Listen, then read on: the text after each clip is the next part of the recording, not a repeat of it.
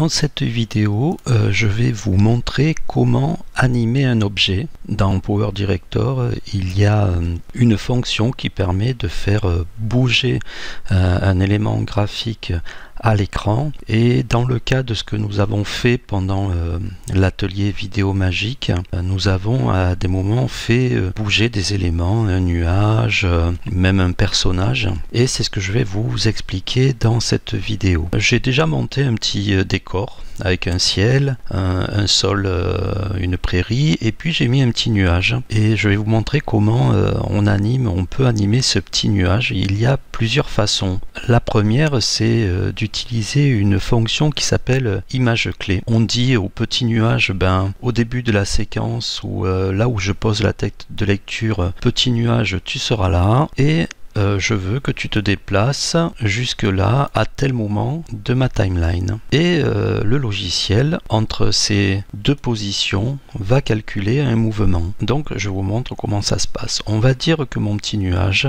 je veux que au tout début de ma séquence, à 0 secondes, mon petit nuage se positionne à droite, et je veux que à 4 secondes de mon montage, mon petit nuage soit complètement à gauche. Il se déplace comme ça en ligne droite.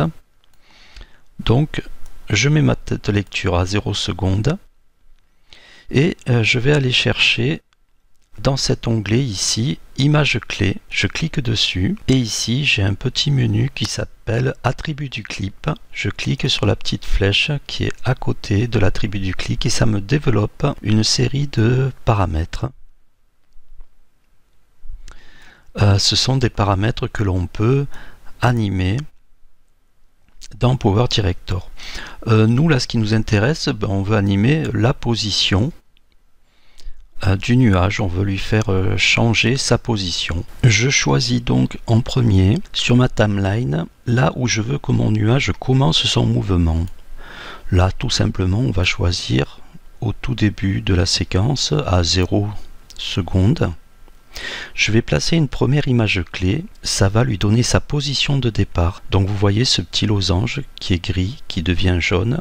Une petite étiquette apparaît, c'est ajouter, supprimer l'image clé. Donc je clique dessus avec mon bouton gauche de la souris, et vous voyez qu'une première image clé s'est inscrite. L'ordinateur, le logiciel a bien pris en compte qu'on veut que le petit nuage soit à droite à 0 secondes de ma séquence. Et je veux que à 4 secondes de ma séquence, je veux que mon petit nuage soit à gauche de l'écran. Donc je place ma tête de lecture à 4 secondes, et là je vais bouger mon petit nuage, et vous voyez qu'un petit trait vert s'affiche. Ça veut dire qu'il est en train de prendre en compte qu'il va y avoir un mouvement, et je lâche, mon petit nuage se déplace, et vous allez voir que si vous déplacez la tête de lecture, mon petit nuage fait déjà un mouvement.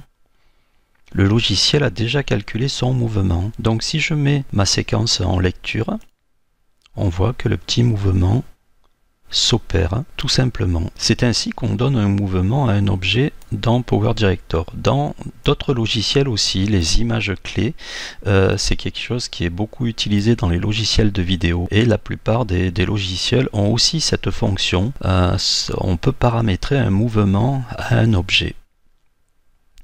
Si vous voulez que le nuage aille plus vite, il suffit de rapprocher la deuxième image clé en termes de temps. Au lieu que mon nuage mette 4 secondes, il va mettre 2 secondes, donc vous allez voir que ça lui fait un mouvement plus rapide, ça lui donne un mouvement plus rapide.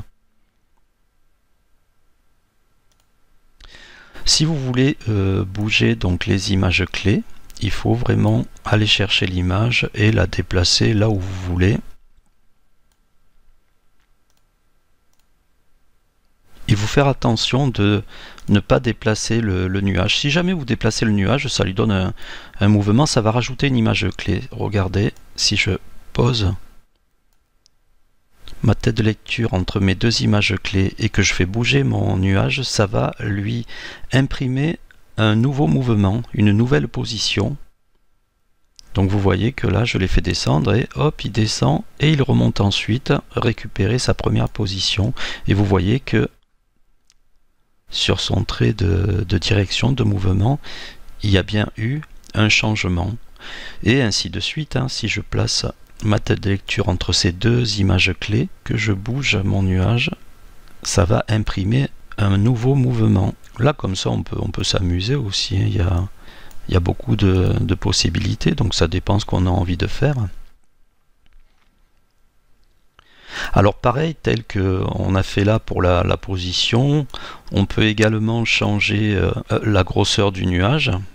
Si je mets une image clé dans hauteur, largeur par exemple, ça va changer la dimension de mon petit nuage. Si je pose une image clé ici, au tout début de ma séquence, et je vais aller poser une image clé ici à 6 secondes, et que par exemple je réduise avec le petit curseur qui est là la grosseur de mon nuage, hop, vous allez voir qu'il va changer de forme, il va s'éloigner petit à petit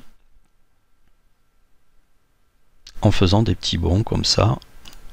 Donc les images clés, c'est intéressant si vous voulez donner vie à vos séquences, tel que nous on l'a fait aussi à l'atelier vidéo magique. C'était aussi ça le principe de la vidéo magique, c'est de pouvoir faire des choses en mouvement et puis raconter une petite histoire, créer quelque chose d'un peu original. Il y a aussi ici dans ces paramètres, on peut animer aussi l'opacité. L'opacité, c'est un peu c'est la transparence du petit nuage. Alors là, on l'a fait un peu s'éloigner. On va mettre une petite image clé en opacité au début de la séquence. Et à 6 secondes, je vais, avec la petite tirette, changer l'opacité. Vous voyez que le petit nuage devient transparent. Donc si je remets au début, mon petit nuage, on le voit, et en s'éloignant, il disparaît petit à petit. C'est aussi quelque chose d'assez intéressant, ça, selon ce que vous avez à raconter comme petite histoire. Nous avons aussi la rotation. On peut faire tourner le petit nuage. Je place une image clé, toujours pareil, là où je veux que mon nuage commence à faire une rotation. Je place une image clé là où je veux qu'il finisse sa rotation. Là, je peux utiliser, vous voyez, lorsque je pose mon curseur sur mon élément que je suis en train d'animer. Ici, j'ai 4 flèches qui apparaissent en haut, en bas, à droite, à gauche. C'est pour déplacer mon élément. Si je m'approche du centre, vous voyez qu'il y a un cercle avec un petit plus au milieu. Si je mets mon curseur sur le cercle, vous voyez que mes flèches changent de forme. Ce sont des flèches pour faire une rotation en fait. Donc je peux très bien, à partir de là, faire bouger mon élément, lui donner une rotation. Et vous voyez que ça a imprimé. Ça a quand même positionné une image clé. Donc là, mon petit nuage, il s'est animé.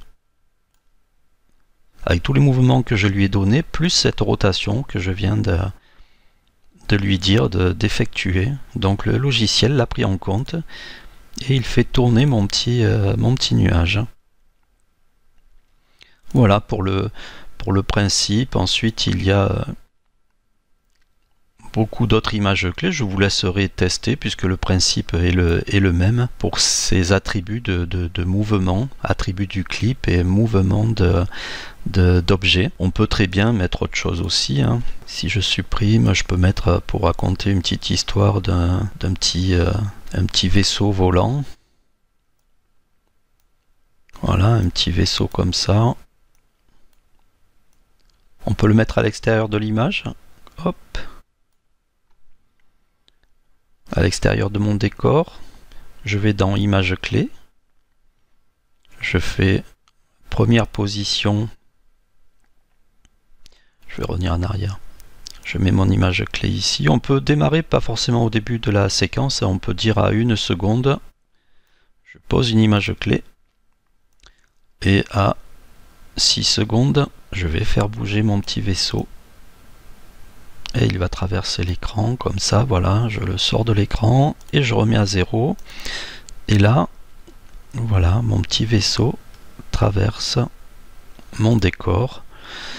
Et ainsi de suite. Ensuite, on peut très bien faire passer mon petit vaisseau derrière un nuage. Tel que je vous ai montré dans une précédente vidéo, comment on positionne les éléments les uns derrière les autres. Voilà, on peut très vite créer quelque chose d'un peu sympa, avec une profondeur dans le décor, puisque là le bateau passe à l'arrière du nuage. Voilà pour ce qui est d'une première façon d'animer un élément dans une séquence.